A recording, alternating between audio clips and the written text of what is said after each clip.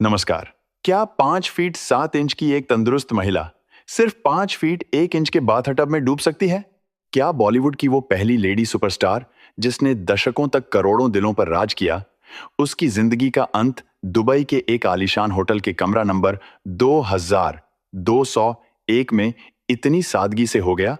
या फिर उस रात उस बंद कमरे के अंदर कुछ ऐसा हुआ जो आज भी दुबई से लेकर मुंबई तक एक गहरा अनसुलझा राज बना हुआ है? 24 फरवरी 2018 भारत में रात के वक्त अचानक एक ऐसी खबर आती है जिसे सुनकर पूरा देश सन्न रह जाता है। लोग सोशल मीडिया पर कहने लगते हैं, नहीं, ये फेक न्यूज है, ये अफवाह है। लेकिन कुछ ही घंटों में इस खबर पर मुहर लग जाती है। खबर थी बॉलीवुड की चांदनी यानी श्रीदेवी की मौत की। दुबई पुलिस और फॉरेंसिक रिपोर्ट ने इसे एक्सीडेंटल ड्राउनिंग यानी बाथटब में दुर्घटनावश डूबने से हुई मौत करार दिया। लेकिन जब आप इस मौत के 4 दिन पहले की कड़ियों, उस रात कमरा नंबर 2201 के घटनाक्रम और पोस्टमार्टम के बाद उठे अनसुलझे सवालों को जोड़ेंगे तो आपका दिमाग भी चकरा जाएगा।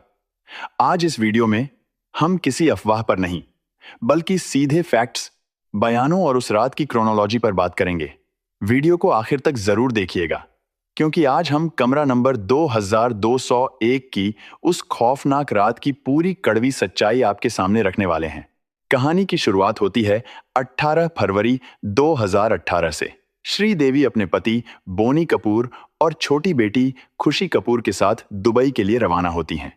मौका था कपूर खानदान के रिश्तेदार मोहित मारवाह की हाई प्रोफाइल शादी का। बड़ी बेटी जाह्नवी कपूर भारत में ही रुकती हैं, क्योंकि उनकी डेब्यू फिल्म धड़क की शूटिंग चल रही थी।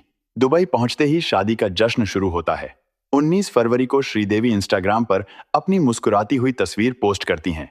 20 और 21 फरवरी को संगीत और शादी के फंक्शन होते हैं। मशहूर डिजाइनर मनीष मल्होत्रा की तस्वीरों में श्रीदेवी बेहद खूबसूरत, खुश और पूरे जोश में नजर आ रही थीं। उन्होंने शादी में जमकर डांस भी किया। किसी को अंदाजा नहीं था कि ये इस सुपरस्टार की जिंदगी के आखिरी कुछ घंटे हैं। 21 फरवरी को शादी के सारे फंक्शन खत्म हो जाते हैं। बिजी शेड्यूल के कारण बोनी कपूर और बेटी खुशी 22 फरवरी को भारत वापस लौट आते हैं, क्योंकि बोनी कपूर को उत्तर प्रदेश के इन्वेस्टर्स समिट में शामिल होना था। लेकिन श्रीदेवी भारत वापस नहीं आती। इसके पीछे 2 अलग अलग दावे किए गए। पहला कि वो दुबई में रहने वाली अपनी बहन से मिलना चाहती थीं, और दूसरा कि वो जाह्नवी के लिए कुछ खास शॉपिंग करना चाहती थीं। श्रीदेवी दुबई के बेहद आलीशान होटल जुमेरा एमिरेट्स टावर्स के कमरा नंबर 2201 में रुक जाती हैं। अब यहां से टाइमलाइन को बहुत ध्यान से समझिए। 22 और 23 फरवरी को बोनी कपूर भारत में अपने कार्यक्रमों में व्यस्त रहते हैं। इधर दुबई के होटल रिकॉर्ड्स के मुताबिक चेक इन करने के बाद अगले 48 घंटों तक श्रीदेवी अपने कमरे से एक बार भी बाहर नहीं निकली। अब सवाल ये उठता है कि जो महिला शॉपिंग करने के इरादे से दुबई में रुकी थी, उसने खुद को 48 घंटे तक कमरे में क्यों बंद रखा? क्या वो वाकई अकेली थीं, या कमरे के अंदर कोई और भी था? 24 फरवरी की सुबह श्रीदेवी और बोनी कपूर के बीच फोन पर बात होती है। श्रीदेवी कहती हैं, I miss you. Boney Kapoor को लगता है कि उनकी पत्नी वहां अकेली बोर हो रही हैं, इसलिए वो उन्हें एक सरप्राइज देने का फैसला करते हैं। बोनी कपूर उसी दोपहर मुंबई से दुबई की फ्लाइट पकड़ते हैं। 24 फरवरी 2018 की शाम। इस शाम की मीडिया और पुलिस रिकॉर्ड्स में 2 बिल्कुल अलग अलग कहानियां हैं, जो इस पूरे केस को सबसे बड़ा सस्पेंस बना देती हैं। बोनी कपूर के मुताबिक वो शाम करीब 6:20 बजे होटल के कमरा नंबर 2201 में पहुंचते हैं। वो दरवाजा खटखटाते हैं। श्रीदेवी दरवाजा खोलती हैं और अपने पति को अचानक सामने देखकर बेहद खुश और सरप्राइज्ड हो जाती हैं। दोनों लगभग आधा घंटा बैठकर बातें करते हैं। इसके बाद बोनी कपूर उन्हें एक रोमांटिक डिनर पर चलने के लिए कहते हैं। श्रीदेवी मान जाती हैं और शाम के करीब 7:00 बजे फ्रेश होने और नहाने के लिए बाथरूम में चली जाती हैं। बोनी कपूर कमरे में बैठकर टीवी पर भारत और दक्षिण अफ्रीका का क्रिकेट मैच देखने लगते हैं।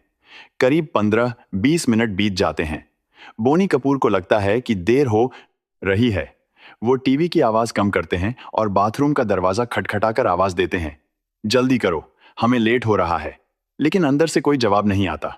बोनी कपूर दोबारा आवाज देते हैं, फिर भी सन्नाटा रहता है। घबराकर जब वो बाथरूम का दरवाजा धकेलते हैं, जो अंदर से लॉक नहीं था, तो अंदर का नजारा देखकर उनके पैरों तले जमीन खिसक जाती है। बाथटब पानी से लबालब भरा था और श्रीदेवी उसमें पूरी तरह डूबी हुई अचेत अवस्था में पड़ी थीं। बोनी कपूर उन्हें बाहर निकालते हैं, फर्श पर लिटाते हैं, लेकिन उनके शरीर में कोई हलचल नहीं थी। अब सुनिए वो दूसरी थ्योरी, जिसे दुबई के स्थानीय अखबारों ने होटल के सर्विस स्टाफ के हवाले से छापा था। इस दावे के मुताबिक 24 फरवरी की शाम को श्रीदेवी ने अपने कमरे से रूम सर्विस को फोन करके पीने के लिए पानी का एक गिलास मंगाया था। कुछ देर बाद जब एक अटेंडेंट पानी लेकर कमरा नंबर 2201 के बाहर पहुंचा, तो उसने बेल बजाई। काफी देर तक बेल बजाने के बाद भी जब दरवाजा नहीं खुला, तो स्टाफ को कुछ अजीब लगा। उसने अपने सीनियर्स को इन्फॉर्म किया। होटल के स्टाफ ने मास्टर की का इस्तेमाल करके दरवाजा खोला। जब वो अंदर गए, तो उन्होंने देखा कि बेडरूम से जुड़े बाथरूम का दरवाजा खुला हुआ था और श्रीदेवी वहां फर्श पर बेहोश पड़ी थीं। स्टाफ का दावा था कि उस वक्त उनकी सांसें चल रही थीं और उन्हें तुरंत होटल की मेडिकल टीम की मदद से अल रशीद अस्पताल ले जाया गया। अब सोचिए, एक ही शाम, एक ही कमरा नंबर 2201, लेकिन दो इतनी अलग कहानियां। एक कहानी में पति पहले पहुंचता है और वो बात तब में डूबी मिलती है। दूसरी कहानी में होटल स्टाफ मास्टर की से घुसता है और वो फर्श पर मिलती हैं। आखिर दुबई पुलिस ने होटल स्टाफ के इस बयान को अपनी जांच में गहराई से शामिल क्यों नहीं किया? इसे दबा क्यों दिया गया? शुरुआत में जब भारत में यह खबर फैली, तो संजय कपूर, बोनी कपूर के भाई, ने मीडिया को बताया कि श्रीदेवी की मौत कार्डियक अरेस्ट यानी दिल का दौरा पड़ने से हुई है। लेकिन जब दुबई पुलिस ने शव को अपने कब्जे में लेकर फॉरेंसिक जांच और पोस्टमार्टम के लिए भेजा, तो पूरी कहानी ही बदल गई। 25 फरवरी को आई फॉरेंसिक रिपोर्ट ने सबको चौंका दिया।